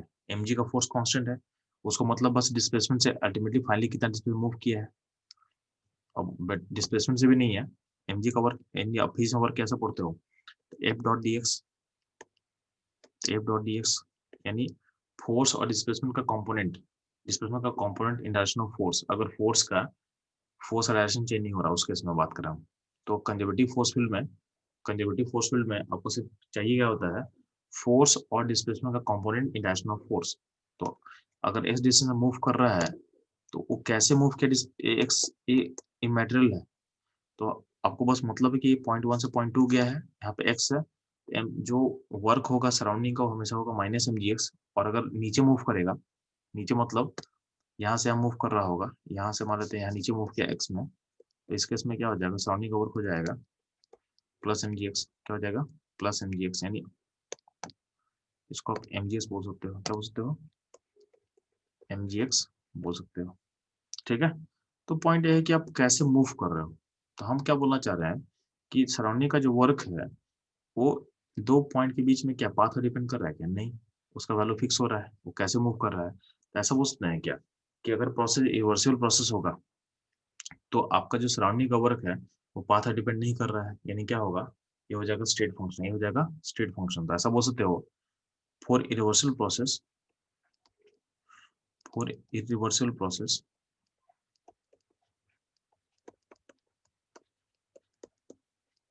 पहले बात आप सराउंडिंग का वर्क निकालोगे, सिस्टम का वर्क तो डिफाइन नहीं है, सिस्टम का तो काम डिफाइन नहीं हो सकता है, आप निकाल रहे हो सराउंडिंग का काम। तो for reversible process work of surrounding is independent of path, is independent of path।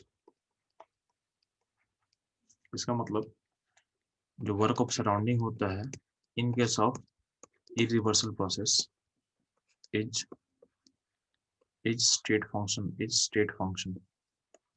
तो आपके बुक में बस लिखा रहता है ना कि work is a path function, तो अब हम दिखा दिए कि जो वर्क ऑफ सराउंडिंग होता है अगर प्रोसेस रिवर्सिबल होगा तो क्या होगा, स्टेट फंक्शन होगा। क्या होगा, स्टेट फंक्शन होगा।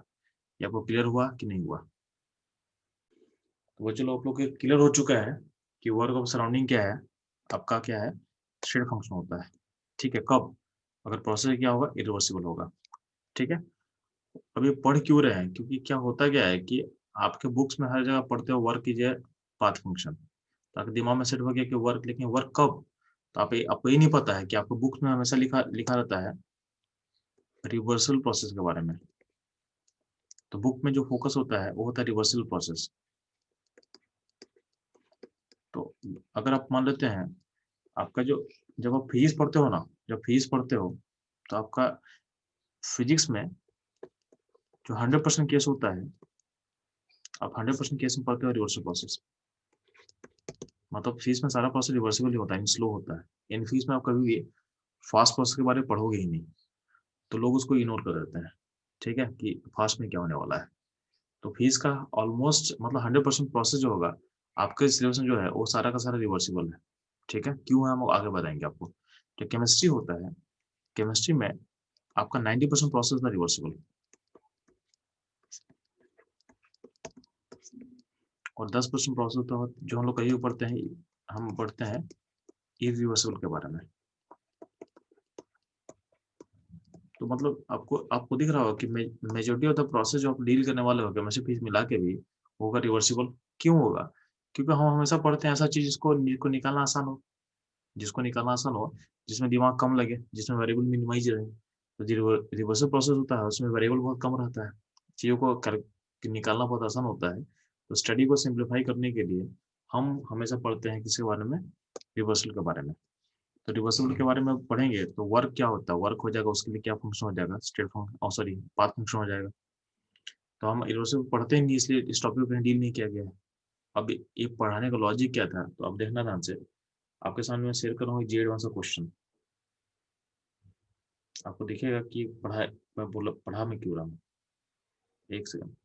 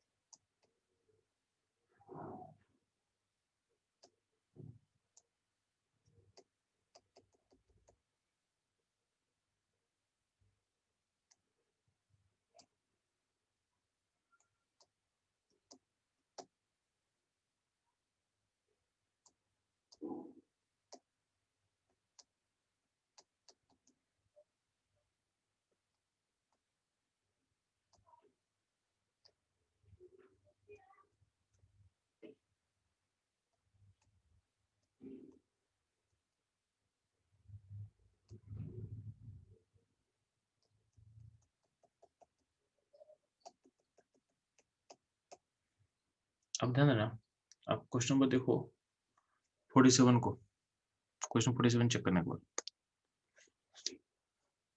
क्वेश्चन 47 ने बोला, क्या बोला हुआ है कि among the following the state function is और आर। इसमें कौन सा जो फंक्शन होगा वो आपका स्टेट फंक्शन होगा। तो आपको पता है यू, इंटरनल एनर्जी मतलब यू, ये तो होगा। मोलर एंथैल्पी, इसमें मल्टीपल करेक्ट है, यानी इसमें more than one correct possible है। मोलर एंथैल्पी एनर्जी का टर्म है, यानी एच, ए भी स्टेट फंक्शन होता है, ए भी स्टेट फंक्शन होता है।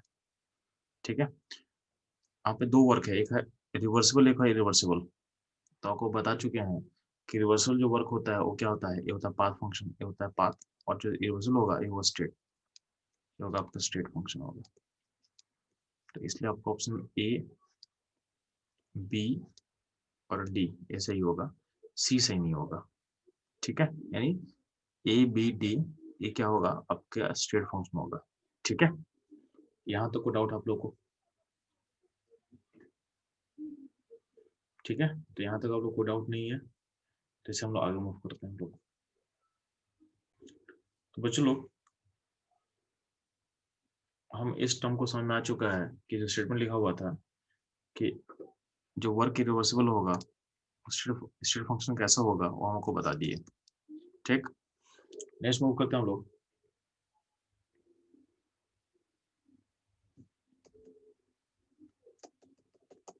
सिस्टम पे। तो हमारा फोकस फिर से सिस्टम आ गया। तो सिस्टम को क्लासिफाई किया गया है। सिस्टम को क्लासिफाई किया गया, यानी उसको बांटा गया है 3 पार्ट में। 3 पार्ट में बांटने का लॉजिक क्या होता है कि मास और एनर्जी के एक्सचेंज के बेसिस पे, अगर मास और एनर्जी के एक्सचेंज के बेसिस पे बात कर रहे हैं, तो सिस्टम को 3 पार्ट में बांट सकते हैं। कुछ होता है ओपन सिस्टम, कुछ होता है क्लोज सिस्टम, और कुछ होता है आइसोलेटेड सिस्टम, कुछ होता है आइसोलेटेड सिस्टम। फिर से मैं रिपीट कर रहा हूँ, आप मास और एनर्जी के बेसिस पे 3 एक्सचेंज के बेसिस पे सिस्टम को बांट सकते हैं 3 पार्ट में, open, close and isolated. Open का मतलब क्या होता है, जब आपका मास और एनर्जी दोनों एक्सचेंज होगा, जब आपका मास और एनर्जी दोनों एक्सचेंज होने वाला है, तो उसको हम बोलते हैं ओपन सिस्टम। ठीक है, तो ओपन सिस्टम में क्या होगा, आपका मास और एनर्जी दोनों एक्सचेंज होगा। अगर बात करते हैं क्लोज सिस्टम, तो क्लोज सिस्टम में सिर्फ एक्सचेंज होता है एनर्जी का, तो only energy can be exchange. तो ओपन सिस्टम का एग्जाम्पल क्या होगा, मान लेते हैं कि आप चाय पी रहे हो, चाय के कप में अगर चाय रखोगे तो चाय से कुछ वेपर बाहर निकलता है, यानी इससे क्या हो रहा है, कुछ वेपर बाहर जा रहा है। तो वेपर का मतलब मास बाहर जा रहा है। ठीक है, तो चाय का कप ओपन ओपन सिस्टम इसलिए है कि उसमें कुछ मास बाहर गया, और चाय का कप थोड़ी देर में ठंडा हो जाता है, यानी एनर्जी भी बाहर जा रहा है, यानी एनर्जी भी बाहर जा रहा है। तो ओपन सिस्टम का एग्जाम्पल क्या होगा, तो कोई भी ओपन वेसल आपका ओपन सिस्टम का एग्जाम्पल हो सकता है। ठीक है, जहाँ पे कुछ बाहर, यानी सिस्टम से कुछ मास बाहर जाने का संभावना हो, उसको आप ओपन सिस्टम बोल सकते हो। ठीक है, क्लोज सिस्टम किसको बोलेंगे, तो कोई भी क्लोज वेसल जिसमें से आपके अंदर का कोई मास बाहर नहीं जा सकता है, तो उसको आप क्लोज सिस्टम बोल सकते हो। ठीक है, जैसे आप बोतल में बंद कर रही है किसी चीज को, ठीक है, तो क्लोज सिस्टम हो गया, इससे मास बाहर नहीं जा रहा है। लेकिन ध्यान रखना, आपका एनर्जी बाहर जाता है, आपका एनर्जी बाहर जाता है। एनर्जी कैसे बाहर जाएगा, तो उसको कैसे सोचोगे, मान लेते कोई भी बोतल है जिसको आप बंद करना चाहते हो, ठीक है, उसमें आप क्या करना, गर्म पानी डाल देना, गर्म पानी डाल देना, और उसको 2 दिन बाद चेक करना। तो 2 दिन के बाद देखना कि पानी ठंडा हो चुका होगा, तो आपका मास तो बाहर नहीं गया है, लेकिन पानी ठंडा हो गया है। इसका मतलब क्या है कि आपका सिस्टम से एनर्जी तो बाहर जा रहा है, यानी एनर्जी का जो एक्सचेंज है पॉसिबल है। इसलिए इसको बोलते हैं हम लोग, क्या बोलते हैं, क्लोज सिस्टम। क्या बोलेंगे, क्लोज सिस्टम। ठीक है, नेक्स्ट होता है आइसोलेटेड सिस्टम। ऐसा सिस्टम जिससे ना मास बाहर जाए ना एनर्जी बाहर जाए, ना ही मास बाहर जाए और ना ही एनर्जी बाहर जाए, उसको बोलते हैं हम लोग आइसोलेटेड सिस्टम। तो अगर आपसे कोई पूछेगा कि what is the example of isolated system, तो आइसोलेटेड सिस्टम का कोई भी आइडियल एग्जांपल अपने पास नहीं मौजूद है। मतलब हमारे रियल लाइफ में कोई भी ऐसा चीज नहीं होगा जिसको हम आइसोलेटेड बोल पाए। तो रियल लाइफ में ये चीज इम्पॉसिबल है कि सिस्टम इज आइसोलेटेड। ठीक है, कहीं ना कहीं एनर्जी का एक्सचेंज हो ही रहा होता है। मास का एक्सचेंज को आप ब्लॉक कर सकते हो, लेकिन एनर्जी के एक्सचेंज को आप ब्लॉक नहीं कर सकते हो। तो कहीं ना कहीं कोई भी सिस्टम परफेक्ट आइसोलेटेड नहीं होता है। तो no, in real life, in real life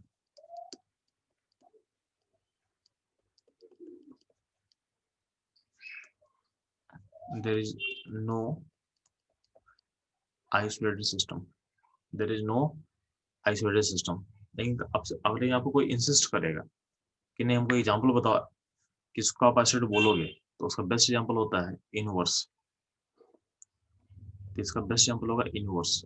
अब पूरे यूनिवर्स को अपना सिस्टम मान ले, तो पूरा जो यूनिवर्स तुम सिस्टम मान लेगा, यूनिवर्स से ना कोई मास बाहर जा रहा है ना कोई एनर्जी बाहर जा रहा है, तो यूनिवर्स का पूरा सिस्टम अगर मान लेते हो, universe is example of isolated system. ना ही से कोई मास बाहर जा रहा है और ना ही से कोई एनर्जी बाहर जा रहा है। ठीक है, तो हम बोल सकते हैं। अब ध्यान देना, जब सिस्टम सिस्टम में हम एनर्जी के कन्वर्जन को डील करेंगे, तो बेसिकली 3 एनर्जी के 3 फॉर्म से डील, 3 फॉर्म को हम लिंक करने वाले हैं।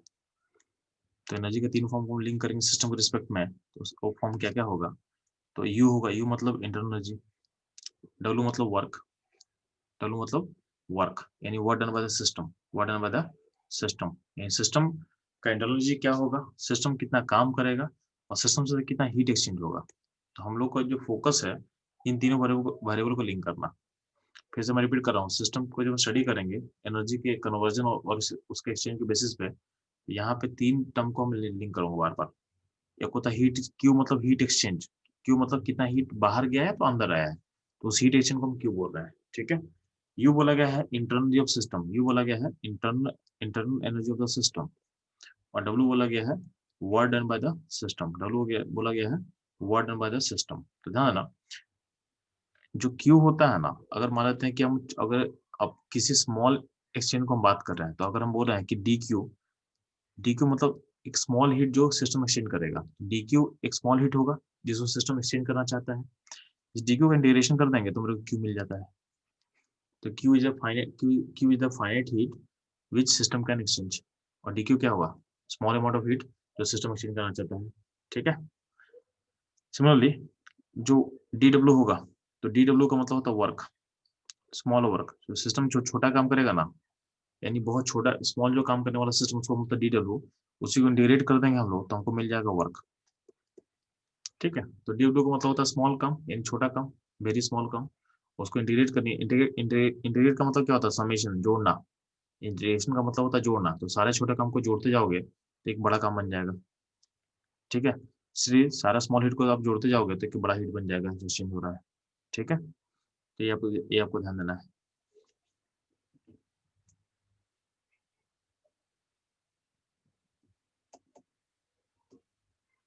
अब ध्यान देना,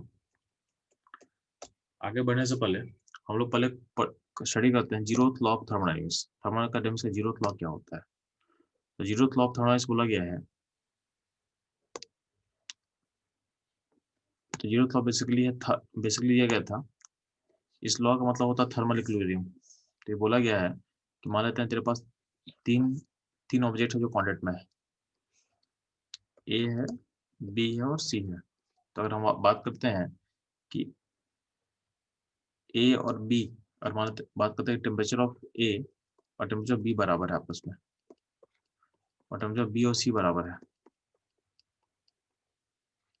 ठीक है। मतलब इसको और बेटर ऐसे लिख ले आप, यहाँ पे तीन ऑब्जेक्ट है जो टच कर रहा है, यहाँ पे ए है, यहाँ बी है और सी है, ठीक है। और हम बोल क्या रहे हैं, सी और बी और सी में टी ए और टी बी बराबर, टी ए और टी बी बराबर है, टेम्परेचर ऑफ ए और बी बराबर है, और बी और सी बराबर है, बी और सी बराबर है। तो इसका मतलब क्या होगा, इसका मतलब क्या होगा कि टी ए और सी भी बराबर होगा, यानी ए बी का टेम्परेचर बराबर होगा, बी सी का टेम्परेचर बराबर होगा, तो इसका अल्टीमेट मतलब क्या है कि ए और सी का टेम्परेचर क्या होगा, बराबर होगा। तो यही था आपका जीरोथ लॉ, यही था आपका जीरोथ लॉ, ठीक है। तो ये होगा थर्मोडायनामिक्स का जीरोथ लॉ, ठीक है। इसका बेसिक मतलब क्या है, थर्मल इक्विलिब्रियम, किसे डील करता है, थर्मल इक्विलिब्रियम से, ठीक। अब ध्यान देना, जब हम आगे पढ़ते हैं तो सिस्टम को पढ़ने के लिए सबसे पहले हम डिफाइन करेंगे term of internal energy, term of internal energy. तो ध्यान देना कि इंटरनल एनर्जी का टर्म क्या होता है, आप समझो पहले ध्यान से। तो जब भी किसी सिस्टम का हम इंटरनल एनर्जी के बारे में बात करते हैं, तो ये क्या होता क्या है, तो ये आपको पता होना चाहिए।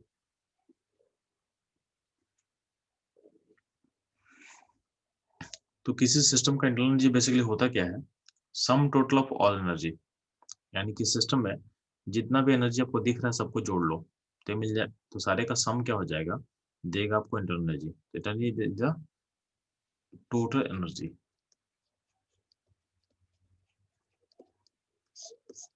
सिस्टम का टोटल एनर्जी को जोड़ दो, जो भी आपको दिख रहा है वो मिलकर बनेगा इंटरनल एनर्जी। जैसे मान लेते हैं कि इंटरनल एनर्जी में यहाँ पे क्या का टर्म लिखा हुआ है, तो ध्यान देना, तो सिस्टम का मोशन, सिस्टम जब मूव कर रहा होगा तो सिस्टम के अंदर कुछ काइनेटिक एनर्जी होगा, सिस्टम के अंदर कुछ पोटेंशियल एनर्जी पॉसिबल है, ठीक है। अब देखो जो मोशन है, मोशन को तीन करके बांट बांट दिया गया है, ट्रांसलेशन, रोटेशन, वाइब्रेशन। तो सारे के अंदर अंदर कुछ ना कुछ एनर्जी होगा, तो सारे के एनर्जी को फॉर्म को डाल दिया गया है काइनेटिक एनर्जी में, कुछ ना कुछ पोटेंशियल एनर्जी होगा उसको रखा गया है। अब हम चूंकि बात कर रहे हैं गैसेस सिस्टम से, यानी मेरा जो सिस्टम है गैसेस सिस्टम है, तो गैस मान लीजिए N2 होगा, O2 होगा, तो N2 O2 में ध्यान देना, N2 O2 में बॉन्ड बना हुआ होगा, N में ट्रिपल बॉन्ड है, O में कैटल बॉन्ड है, ठीक है। इस इस बॉन्ड के अंदर कुछ एनर्जी स्टोर होगा, तो यहाँ इसलिए करके बॉन्ड एनर्जी, प्लस और भी फॉर्म होगा, और भी फॉर्म है जो इसको हम दिखा नहीं पा रहे हैं। तो यहाँ पे सारा एनर्जी का सम क्या होता है, होता है इंटरनल एनर्जी, सारा का सम का क्या होता है, इंटरनल एनर्जी। अब ध्यान देना, आपको ये समझना है, आपको ये समझना है, तो इसमें पहला पॉइंट समझो आप कि सिस्टम का सारी एनर्जी को जोड़ देंगे तो मेरे को मिल जाएगा एनर्जी। उसमें काइनेटिक, पोटेंशियल, बॉर्न एनर्जी और बाकी जो भी है सारे को हम इंक्लूड कर रहे हैं, सारे को हम इंक्लूड कर रहे हैं।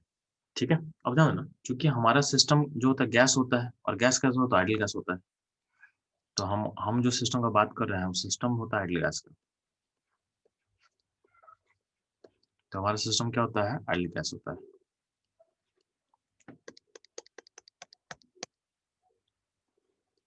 ठीक? और जब आइडियल गैस होगा, जब आइडियल गैस होगा, तो आप लोग एक असम्पशन पढ़ोगे। असम्पशन क्या होता है कि आइडियल गैस का जो पार्टिकल्स होता है, उसमें कोई इंटरेक्शन फोर्स नहीं होता है। और मानते हैं कि यहाँ पे आइडियल गैस का पार्टिकल्स है, आपको पता है कि इनके बीच में कोई इंटरेक्शन फोर्स नहीं होता है। तो आइडियल गैस के पार्टिकल्स में जो इंटरेक्शन फोर्स का वैल्यू होता है, 0 होता है।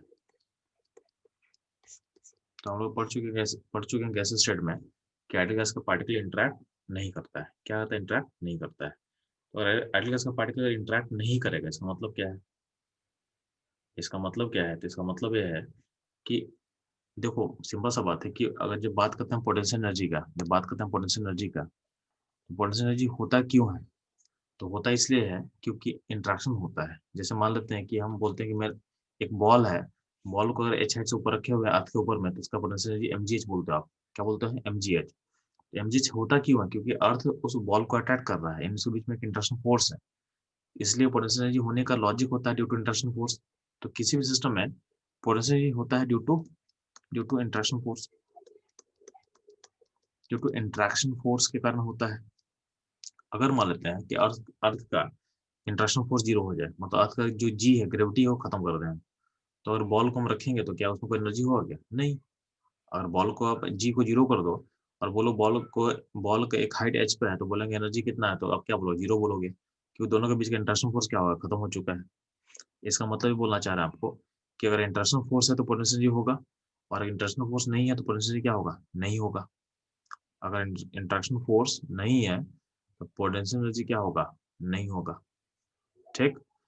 तो अब ये चीज समझो यहाँ पे। तो चूंकि आइडियल गैस हमारा सिस्टम में आइडियल गैस होता है, आइडियल गैस में इंटरेक्शन नहीं होता है, इसका मतलब बाय डिफॉल्ट क्या होगा? जो पोटेंशियल एनर्जी का टर्म है उसको हम क्या बोलते हैं? उसको 0 बोल सकते हैं। तो इसीलिए यहाँ लिखा हुआ है कि potential energy is equal to 0। क्यों? क्योंकि there is no interaction among the particle of ideal gases. इसका मतलब जब हम इंटरनल एनर्जी का बात करेंगे और हमारे सिस्टम पे बात करेंगे, यानी आइडियल गैस पे बात करेंगे, तो हम पोटेंशियल एनर्जी के टर्म को हम 0 बोल देंगे। 0 बोलने का लॉजिक आपको समझ में आ गया कि आइडियल गैस के पार्टिकल्स का इंटरेक्शन फोर्स नहीं होता है, इसलिए उसको हटा दिया। ठीक है? अब ध्यान देना, जब भी हम एनर्जी का बात करते हैं ना, तो ध्यान देना, जो एनर्जी का टर्म होता है, एनर्जी इज ए रिलेटिव।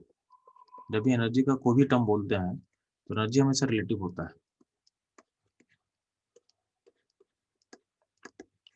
यानी depend on the frame of reference.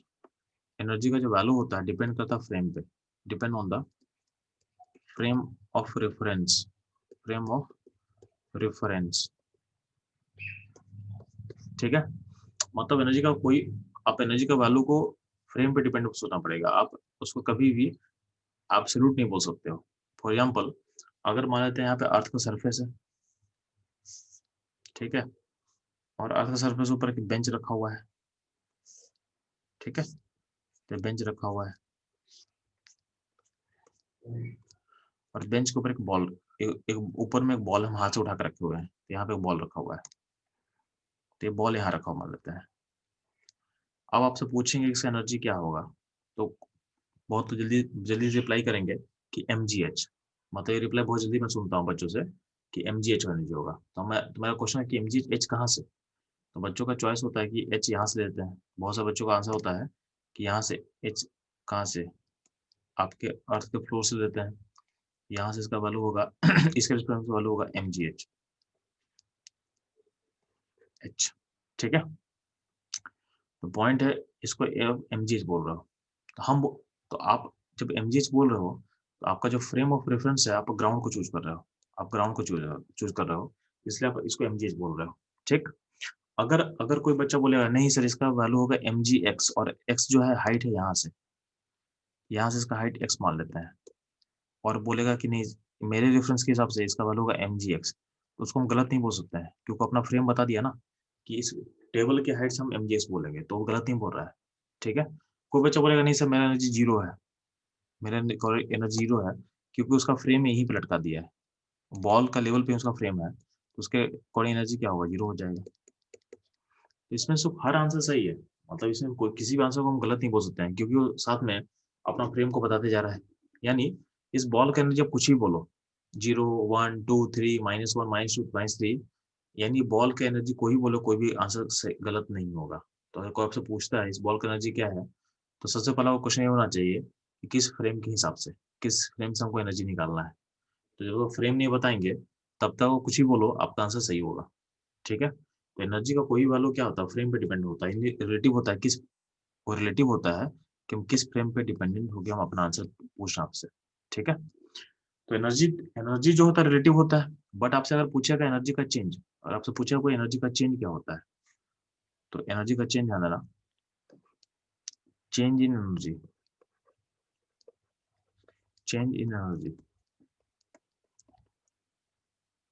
तो चेंज एनर्जी ये होता है एब्सोल्यूट, ये फ्रेम पे डिपेंड नहीं करता है। ये होता है एब्सोल्यूट, ये होता है independent of frame, independent of frame,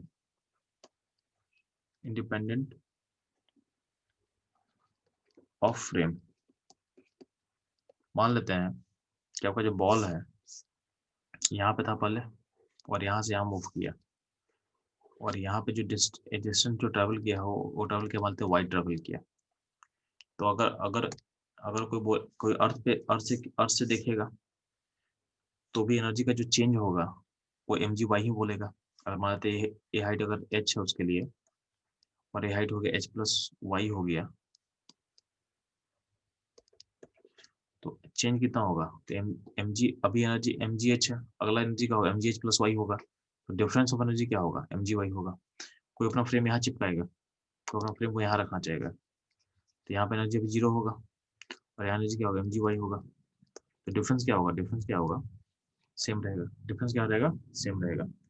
तो एम जीरो और mgy। ठीक है, तो यहाँ तो कोई दिक्कत नहीं आपको, ये आपको समझ में आ चुका है। ठीक, अब ध्यान देना, कुछ अगर ऊपर रहेगा, कुछ क्या रहेगा, ऊपर रहेगा। अगर बोले कुछ हमको हमको मेजर करना मून से, कोई मून में बैठ के देखना चाहता है, तो कोई दिक्कत नहीं है। तो मान लेते हैं कि मून नीचे नीचे पे यहाँ पे कहीं कहीं मून है, तो मून से भी डिस्टेंस मान लेते हैं r है। अभी डिस्टेंस क्या है, r है, और अभी क्या हो गया, r+y हो गया। तो उस केस में डिफरेंस क्या होगा, सेम रहेगा, mgy। आपको बताना क्या चाहते हैं कि एनर्जी का टर्म डिपेंड करता है फ्रेम पे, बट चेंज ऑफ जो एनर्जी का जो चेंज निकालते हैं वो फ्रेम पे डिपेंड नहीं करता है। तो हमारे लिए जो ज़्यादा इंपॉर्टेंट फैक्टर होता है वो चेंज ऑफ एनर्जी होता है। तो हमेशा हम जो क्वेश्चन में बात करते हैं तो एनर्जी में इंटरेस्टेड नहीं होते हैं, हम लोग हमेशा इंटरेस्टेड होते हैं एनर्जी के चेंज में। तो we always interested in, we always interested in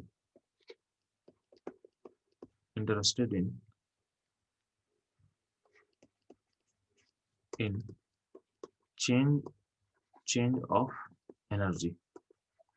energy के चेंज में हम ज़्यादा इंटरेस्टेड होते हैं एज कम्पेयर टू एनर्जी के टर्म में। तो कभी भी हमसे पूछा जाएगा तो हमको एनर्जी से मतलब नहीं, हमको चेंज ऑफ एनर्जी से मतलब है, क्योंकि जो भी क्वेश्चन होगा हम उससे कंपेयर करेंगे। ठीक है, या उसके थ्रू हम सॉल्व करने वाले हैं। तो आपको समझ में आ चुका है कि जो चेंज ऑफ एनर्जी है वो फ्रेम पे डिपेंडेंट नहीं होता है।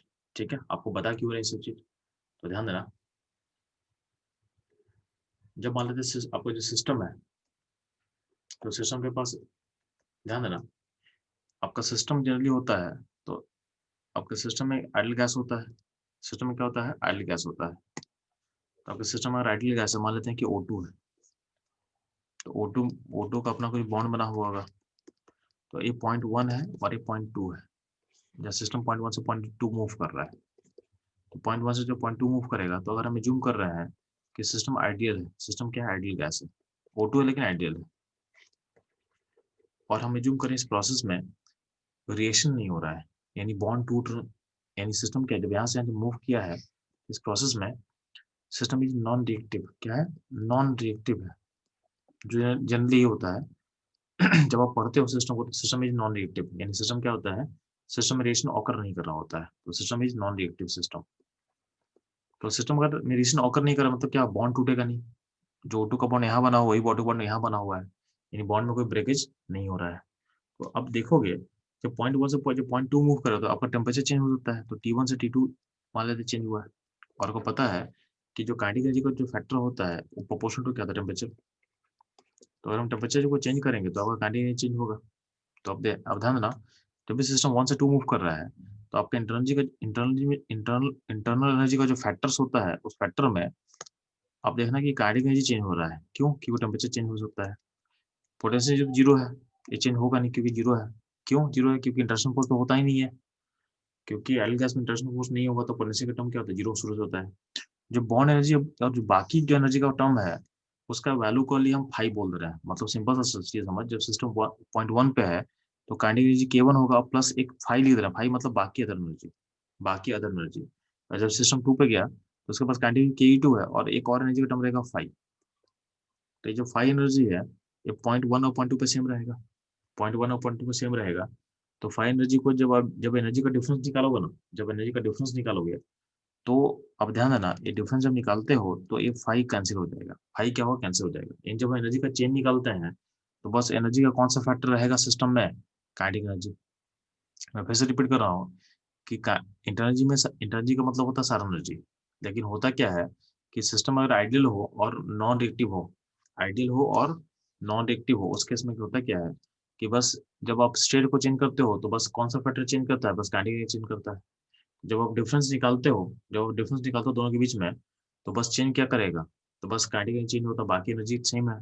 तो बाकी एनर्जी को कैंसिल कर जाता है। तो जब डिफरेंस ऑफ एनर्जी निकालते हैं, जब डेल्टा यू निकालते हो तो उसमें बस क्या आएगा? चेंज इन काइनेटिक एनर्जी आएगा। यानी अगर हम इंटरेस्टेड हैं तो हमको हमेशा डिफरेंस चाहिए, हमको हमेशा क्या चाहिए? डिफरेंस चाहिए। तो हमको जब डिफरेंस चाहिए यानी हमको सिर्फ डेल्टा यू चाहिए, हमको यू नहीं चाहिए, तो हम बाकी एनर्जी क्यों निकालेंगे बिना मतलब का? मतलब बॉन्ड एनर्जी क्या है, सब निकालने का मतलब बिना मतलब का वेरिएबल को ऐड कर रहे हैं बिना कोई मतलब का। तो जब हम इंटरेस्टेड हैं डेल्टा यू में तो हमको बस निकालना है काइनेटिक एनर्जी। तो बाकी सारे फैक्टर को ऐड करने का कोई लॉजिक नहीं बनता है। तो इसलिए क्या होता है, जब एनर्जी हम बोलेंगे, अब बोलेंगे तो हम बोलेंगे energy equal to kinetic energy. अब हम बोलेंगे energy equal to kinetic energy. क्यों बोल रहे हैं ऐसा? क्योंकि हमको एनर्जी के चेंज में इंटरेस्ट है और एनर्जी का चेंज में बस काइनेटिक एनर्जी का फैक्टर आता है। तो बाकी के फैक्टर को रख के कोई बेनिफिट नहीं है, रखेंगे तो फिर डिफरेंस निकालेंगे वो खत्म हो जाएगा, तो उसको लिखने को मतलब नहीं बनता है। इसलिए अब जो हम लोग बोलेंगे तो एनर्जी का मतलब होता है काइनेटिक एनर्जी। यानी जब किसी भी आइडियल गैस के एनर्जी के बारे में बोलेंगे, यानी जो थर्मोडायनेमिक्स में अगर हम एनर्जी बोलते हैं तो आपको सिंपल मतलब सोचना है काइनेटिक एनर्जी। क्या होगा? Kinetic energy. ठीक है, तो ये रहेगा आज का क्लास में। चलो ठीक है।